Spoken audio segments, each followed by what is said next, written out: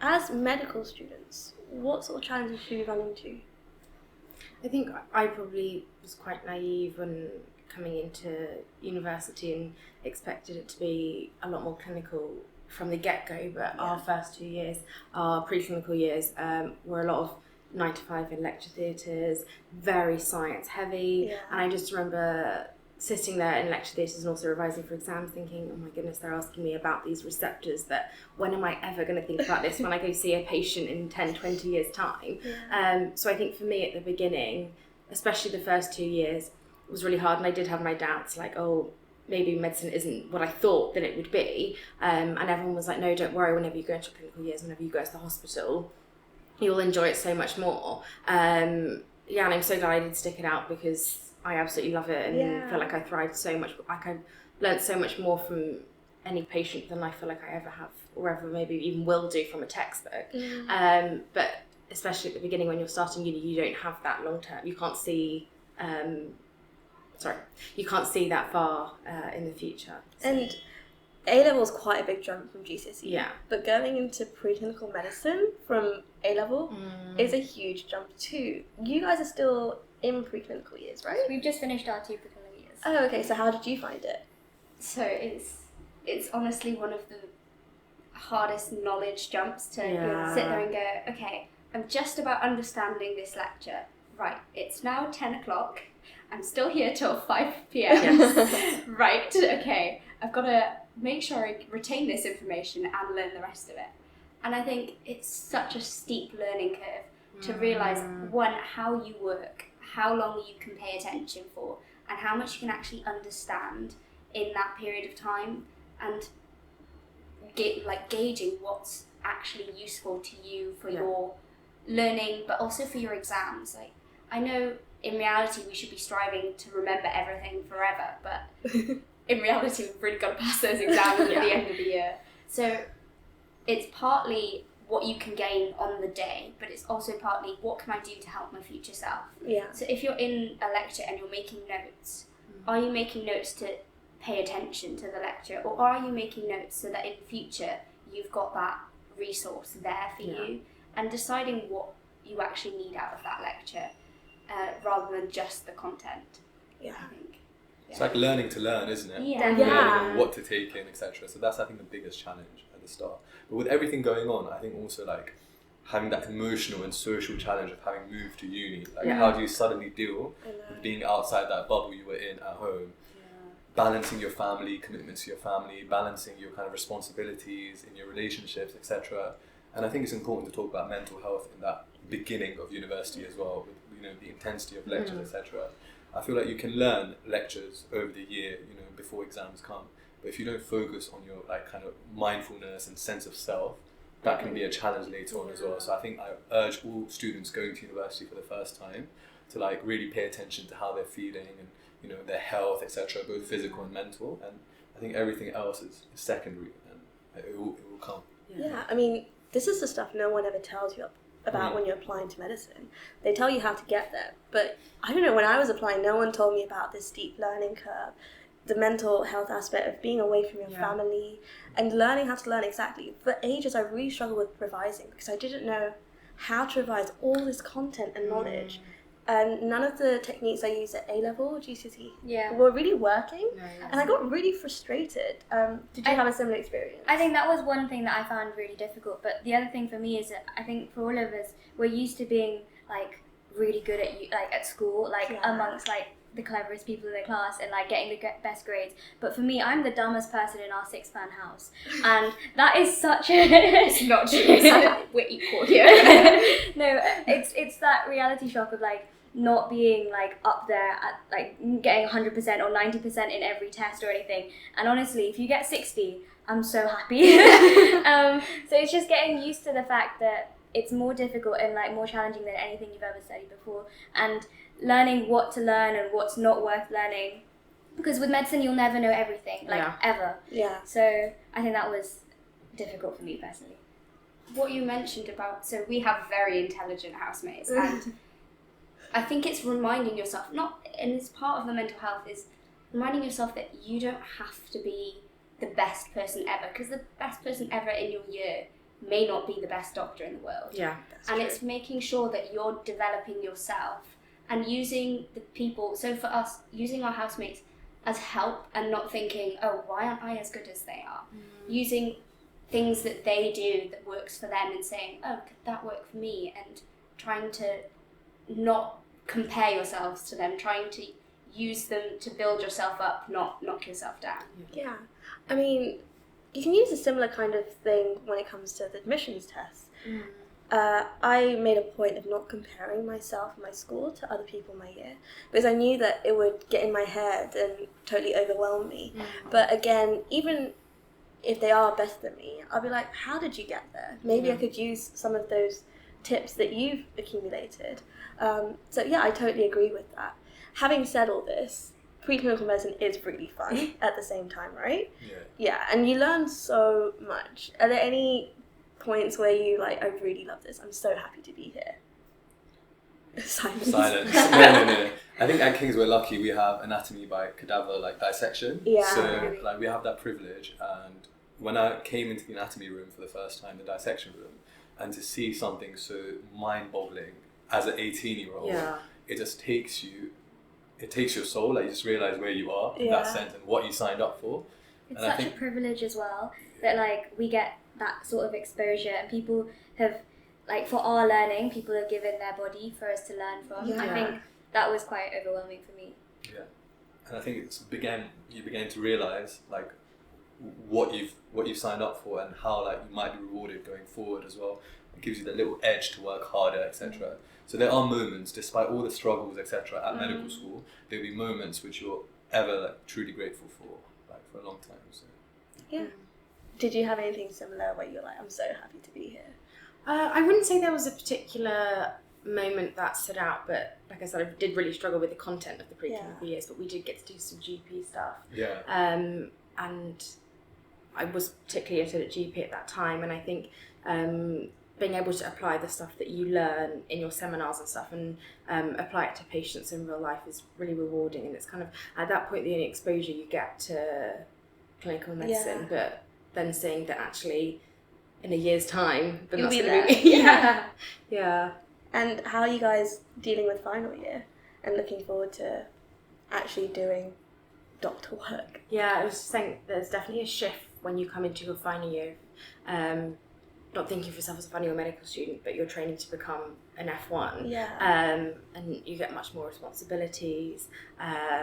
But it's very exciting. Very overwhelming, but it's definitely exciting. And a time for self-reflection as well, because you look back on those 5 years now, and it's like coming to that sunset time of your medical school, and it gets quite emotional.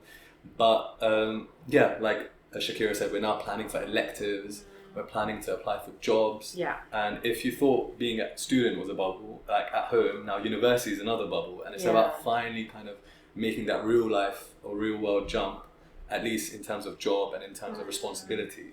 So yeah, final year is great for that. Final year is also great for making plans, and final year is great for like learning and looking back over what you've achieved all this time, which is a lot more than we can think. I think at your stage, everything's going on right now. Like you're thinking about the next year. You're not really thinking, looking back at this stage. It seems so far away. Yeah, exactly. But it will come like this, and then when it does, you learn like about what you've achieved and stuff. And it's quite a nice moment. Yeah, we were saying it earlier about how you think like 6 years time I'm going to become an F1 and it feels like so far away, but actually like it's just a blink of an eye and we're here now. But you feel a lot more independent, I think. You get more responsibilities within the hospital, and the learning curve I think is a lot steeper because you learn more about not necessarily medicine but stuff that's outside of that is also part of the job and other bits of the job entails. In earlier years, for those that are thinking about what the difference is, in preclinicals you learn more about the kind of signs and symptoms and the pathology, whereas the later clinical years you learn more about management and the tasks and the nitty-gritty work that gets done to ensure the patients are safe and they're well looked after. And at the beginning, I talked about how this is a helpful way. I mean, this is a structured way to help and to provide service. And even when I wrote my personal statement all those years ago about helping people, I've only now begun to appreciate what helping people means. Like the sort of stuff you don't see on, Holby City or whatever the TV programs are. I think that's one of them, right? Yeah. Casualty. Casualty, etc. So yeah, final year is a wake-up call in many ways as well about patient care and stuff. It's a lot to look forward to as well. Speaking of personal statements, I remember writing a few things, and then it wasn't until maybe like second year, third year of medicine that I was like, oh, so that's what I meant. Exactly. You know, like I remember being really like chuffed, saying like, oh, I'm so excited for medicine because it's all about lifelong learning. Little did I know how much learning there's involved, and every day you're always learning something new. It's really stimulating, but at times it can get quite a lot, and sometimes I doubt, do I really want to do this? Do I really want lifelong learning? Because you kind of get into like an existential crisis. I will never know everything, and it gets you down. Did you guys? Was that something that hit you when you started going into your medical degree? I guess it only really hit us probably about like 4 months ago when we were in full midst of revision, and it was, okay, this is so much work. We've just got to get through it. And then it was, but we're learning, so like you'd feel like completely different people. From 1 hour you'd be like, this is horrendous, I don't understand what I'm learning, to the next hour being like, I'm so glad I chose to do this. Like it makes sense, it's clicking into place. Like I now understand whatever disease or condition it was that you were studying. Yeah, those aha moments are what I live for, basically. So it's important to not let that get us down, because even in the process of applying, you feel so overwhelmed, there's so much you don't know, and is this enough? But in the end, it is enough, and you're doing great, and it's going to be fine. So I think we covered most of the topics that I wanted to talk to you about. So how about we just close the discussion with some final remarks. Do you guys have any tips and tricks or secret sauce to getting into medicine that you've learned over the years? Anything like that? I wouldn't say I have a secret sauce as such, but I just think thinking about very long term, so you can get very caught up in the moment, like you said, the different parts of the application process. So you might stumble across something in the UCAT that sets you back, or something in your personal statement or your interviews, but at the end of the day, 6 years down the line, no one cares about that stuff. Like, do you get what I mean? At the time, it feels so significant, and that's not to downplay it at all. But when you get 6 years down the line, in the grand scheme of things, it doesn't matter. I know that's quite hard to think at the time. But people don't ask you about that stuff. It's like how when you're in GCSE, no one asks what you did in your SATs. And then when you get to like first year of med, no one asks about your GCSEs. So by the time you're a doctor, no one's going to ask about how you did on that one test in second year. So I think taking everything with perspective and knowing, looking at the bigger picture and not getting too caught up. I totally agree. And also just knowing that it's a long road for a reason. Like there is no rush. There's urgency, you need to be urgent and proactive. But what I didn't tell myself when I was 17, 18 was that it's okay if I take a gap year. It's okay if I get a rejection, etc. I think you need to tell yourself that now, because if you appreciate that, then you've done half the job in terms of appreciating what a medical career is. It is about those, like I said, knockdowns, etc. That's my one piece of advice. Have a long-term vision. If you want to get there, you will get there. And the other piece of advice is that it will get lonely at some points as well. So make sure you use your family and make sure you use your friends, not just in terms of application, but in terms of life. Like you don't want to lose track of, the really important things during your application. It can be a really unhealthy time. So talk to people and think long term. That's my biggest piece of advice for application. I completely agree, I think reaching out for support is something really difficult for a lot of people because they're a little too proud or too nervous that it might make them appear weak. But actually it's the best thing you could do. So during my dissertation, it became a really rough time. I was burning out and I didn't reach out. And in like a kind of debrief with my supervisor, I told them about it and they're like, I'm an academic, I've been through all of this. If you just told me, it would have helped you. I think it's the same thing with sixth form, Teachers have helped students go through applications for university for a long time. So they've seen it before, they know what you're going through. And reaching out can make such a big difference, either to your family or your friends or even your school. What about you guys? Any advice? I'd say for me, a mistake I've probably made is that I feel like my whole sixth form experience is kind of defined by like the process of getting into medical school. But it's like 2 amazing years of like young life. Like you should make sure that, you know, like you said, keep in touch with your friends, have fun still. Like just because you're applying to medicine doesn't mean you sign away your teenage years. Like so that's something that I would say, I think. Yeah. I think one thing, so I've been helping some friends from home who want to apply to medicine, and just having to remind them that they've done all of these amazing things throughout their life so far. Yeah. But it's not that they've done them that matters, it's who they've become because of it, what they've learned because of it, what skills they've got. And just reminding yourself that I did that thing and I gained this because of it. Yeah.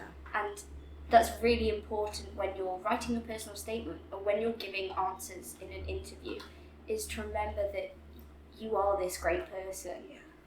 Not to sound big-headed, but so often when you get those mini rejections, so if you don't get that interview or you don't get the grade you want, it's to remind yourself that you've learned all of these things because of that.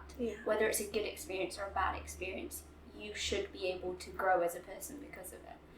And use that to your advantage. Like, use it to sell yourself. Because of this, I am now more hardworking, for example.